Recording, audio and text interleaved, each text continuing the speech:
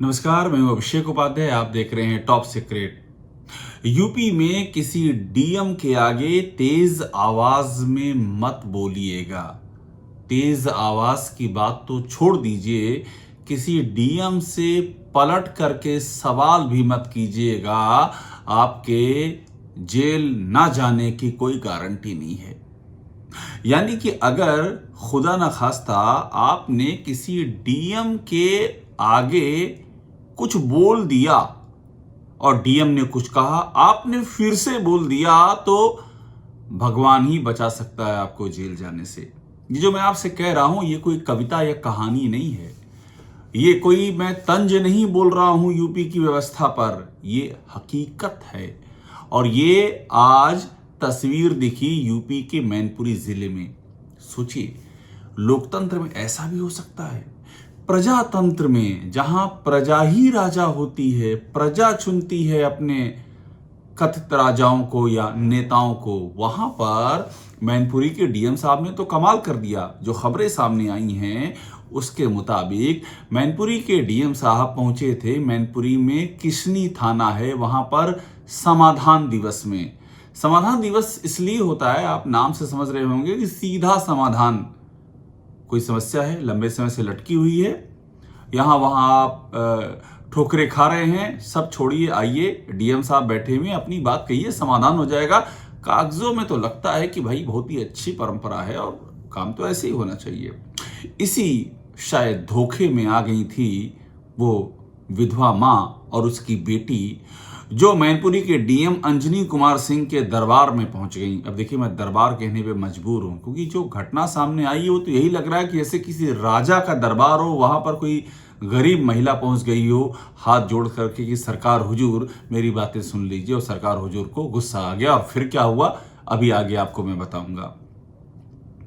तो जानकारी ये आई है, और ये वो घटना आपको बता रहा हूं जो रिपोर्टेड है अखबारों में। आप देखिए, अखबारों में छपी हुई है, न्यूज चैनलों पर, वेबसाइट्स पर मौजूद है, और सोशल मीडिया में आंधी आई हुई है इस घटनाक्रम की। तो घटनाक्रम समझिए, और उसके पीछे क्या खेल है वो मैं बताऊंगा। वो जानना बहुत दिलचस्प है कि ये सब चीजें क्यों हो रही हैं और इन पर एक्शन क्यों नहीं होता है। असली खेल तो यही है। तो होता क्या है कि जमीन पे कब्जे का मामला होता है। मैनपुरी की ये महिला बेहद परेशान होती है, विडो होती है, जो जानकारी आ रही है। ये अपनी बिटिया के साथ में चली जाती है डीएम अंजनी कुमार सिंह के दरबार में, और वहां जाकर के ये अपनी बात कहती है। वहां बताती है कि क्या दिक्कतें आ रही हैं।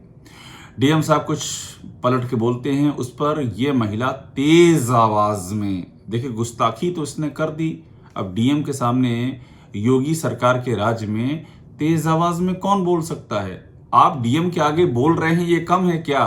डीएम आपकी बात सुन रहा है, ये कम है क्या?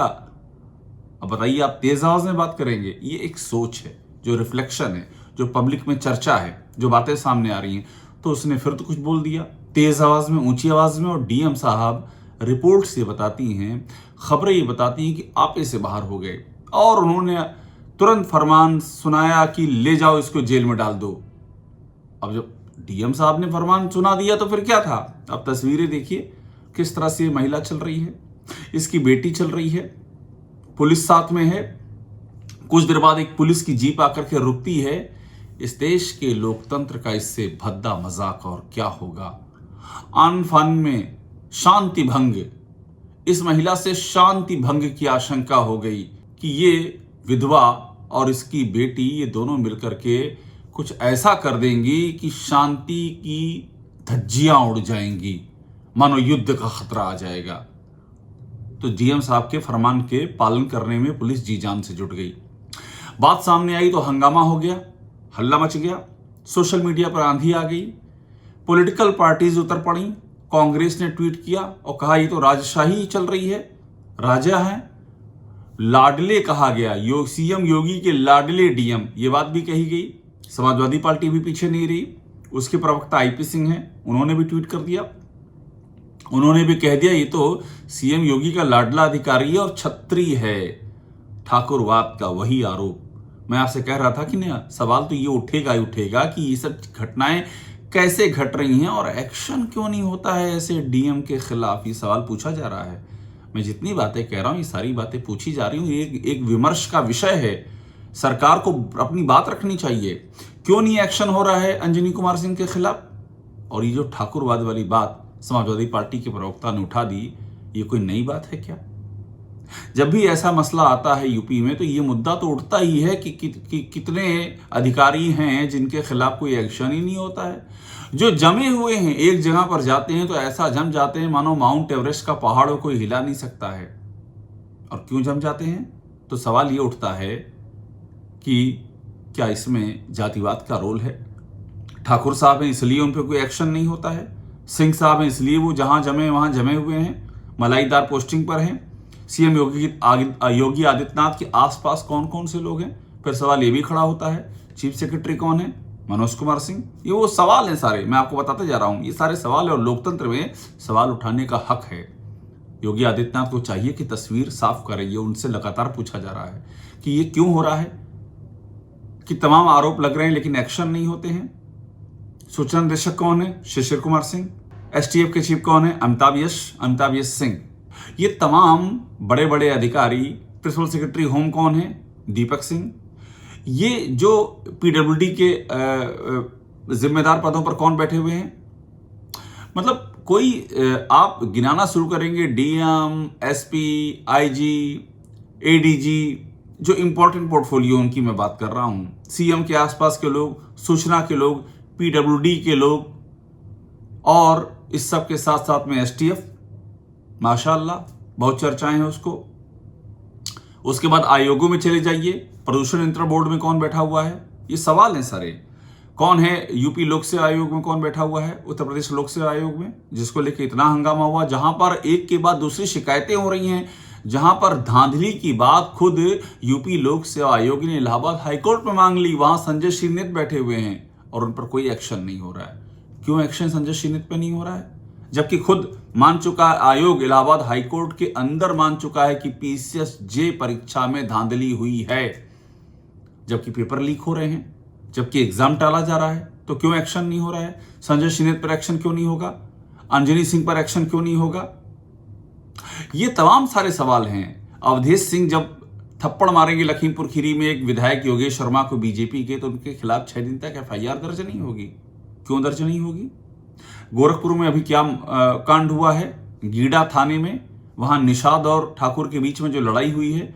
और मैं आपको फिर कह रहा हूं कि जाति की बात और जाति के सवाल उठाना ये उन स्थितियों में गलत नहीं है जब एक जाति विशेष के प्रति सत्ता का झुकाव दिखने लगे, जब ये सवाल उठने लगे कि सत्ता एक जाति विशेष के पक्ष में काम करती है और बाकियों को वो उस समानता के साथ में नहीं देखती। ये सवाल उठ रहे हैं। जब ये सवाल उठेंगे तो इस बात पर बहस होगी और ये बहस पहले भी हुई है।